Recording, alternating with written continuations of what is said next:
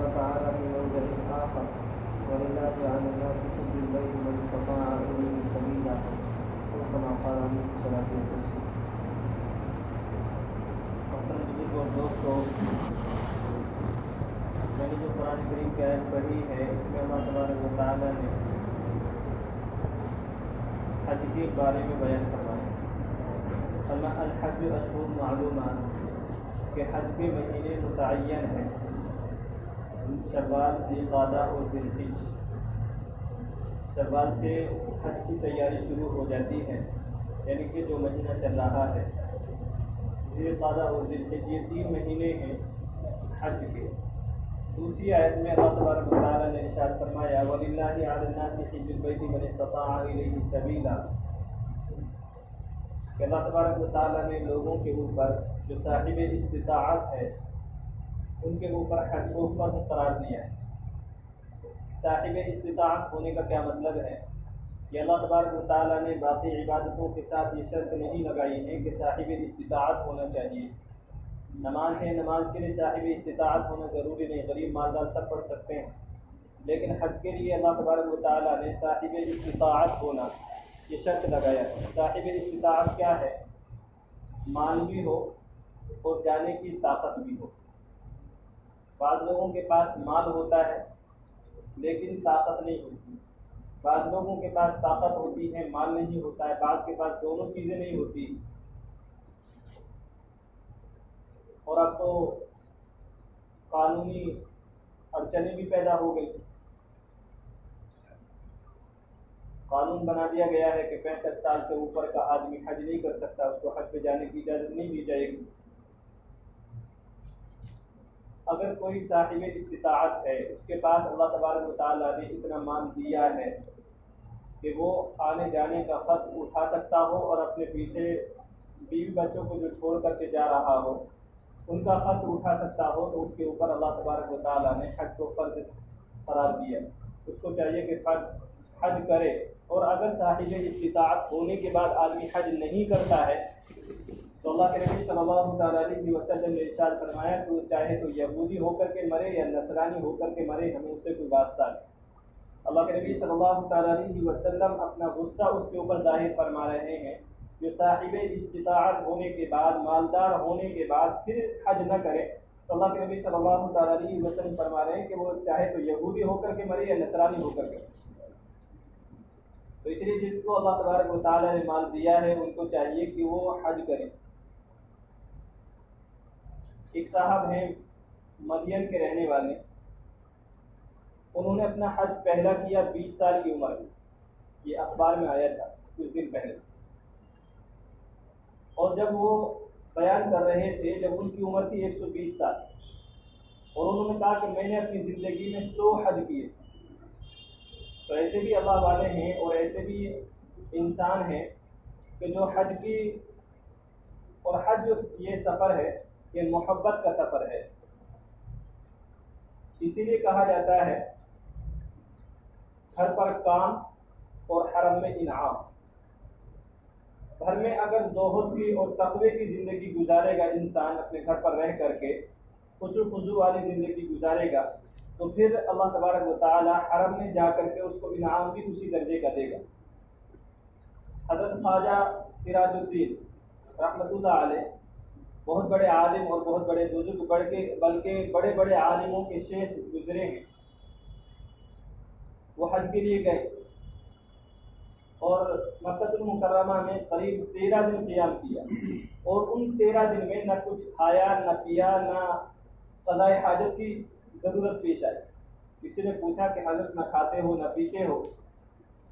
تاکہ اگر کھاؤں گا اور پیوں گا تو قضاء حاجت کی بھی ضرورت پڑے گی، کہ میرے جیسا کالا کتا اس شہر کو گندا کرے یہ مجھے گوارا ہے.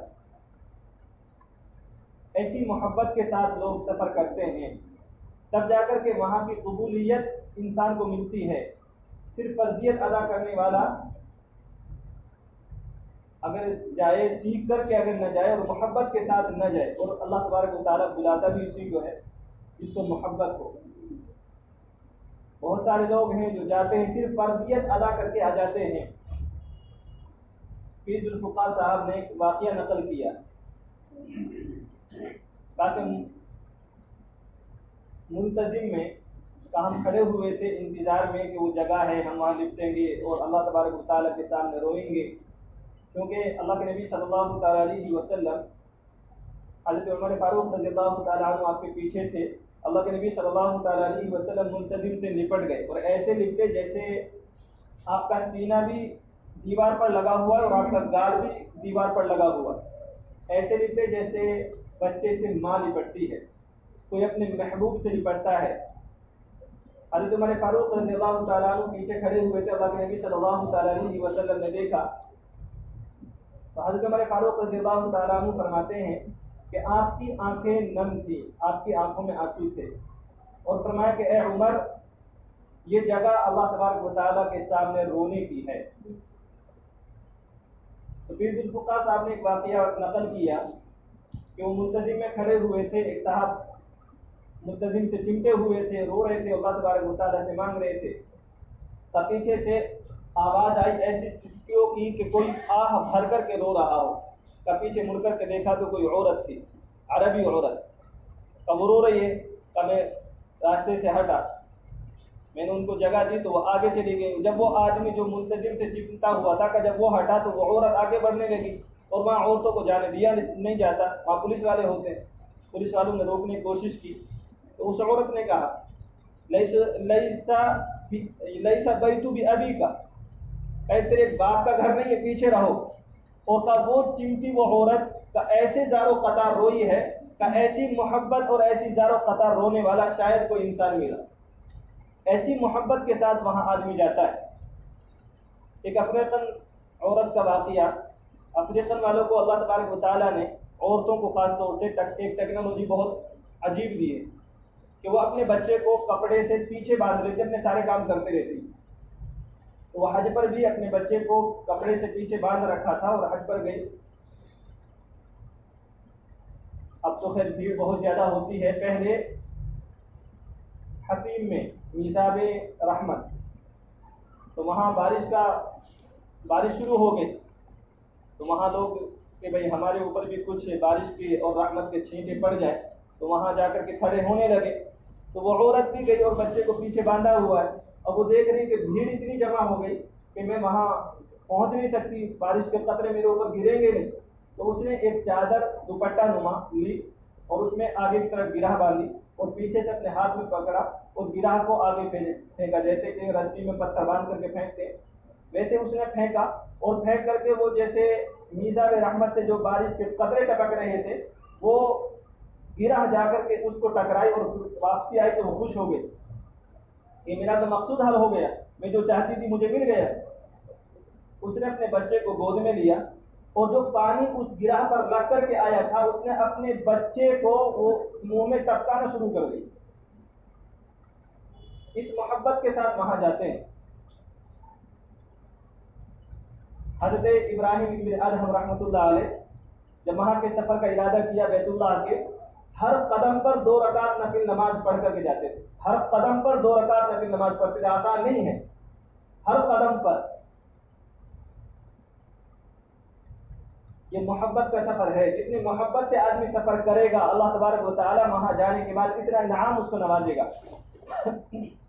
حضرت شبلی رحمۃ اللہ علیہ کے ایک شاگرد حج کا سفر کر کے آئے، کچھ دنوں تک دکھائی نہیں دیے۔ حضرت شبلی رحمۃ اللہ علیہ نے ان سے پوچھا کہ کچھ دن سے دکھائی نہیں دے رہے تھے، کہاں تھے؟